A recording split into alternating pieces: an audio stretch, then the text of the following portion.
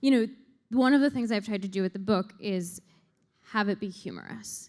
And I think, like, I'm not a comedy writer. I had a lot of help from a lot of amazing women to come up with a lot of these puns, one of whom is in this audience here and was responsible for this video. But humor, I think, is a really great way to open up these issues so that people don't feel attacked. So, like, I was at a barbecue recently with a family friend, and it was all these middle-aged white guys who were Trump supporters. And I had an early galley of the book, and I had brought it to show my friend. I was not planning on taking it out because I didn't want to even get into it. But one of them saw it in my bag, and they noticed that on the front cover it has an asterisk. I guess it's right here. Anyway, book is 21% more expensive for men. And it's not literally that, because it would be illegal. I mean, so far. But it's meant to be tongue-in-cheek, because that's the wage gap. And so this dude looked at it, and he sort of, you saw the wheels turning. He like looked at it, and then he looked at his friend, and then he looked back at it, and then you like saw this little thing happening, and then he started laughing. And from that moment, he started flipping through the book. He thought it was hilarious. He was noticing things. He passed it to his wife, and then it went around the table, and every single person there, most of whom were men, began reading the book.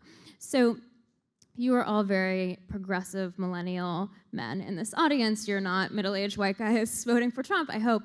But but I think that humor is one way that I found to be really effective in engaging men in the conversation. But I also think that understanding that men are some of our greatest allies in this battle, and there are a lot of really simple things that they can do as well in the moment to help these issues. So what you can do is you can turn to chapter 5. There's a PSA. It's a penile service announcement.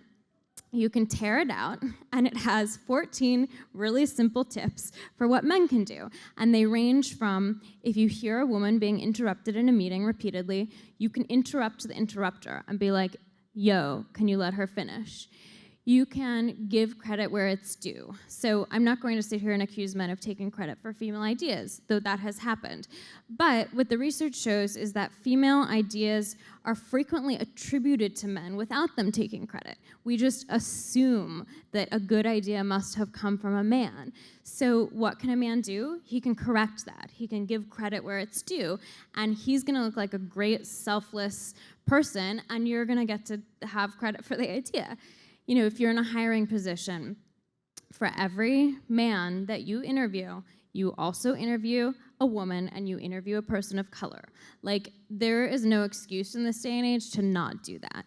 So I think that recognizing that men are actually amazing, amazing allies in this battle, and trying to encourage them to be part of the conversation.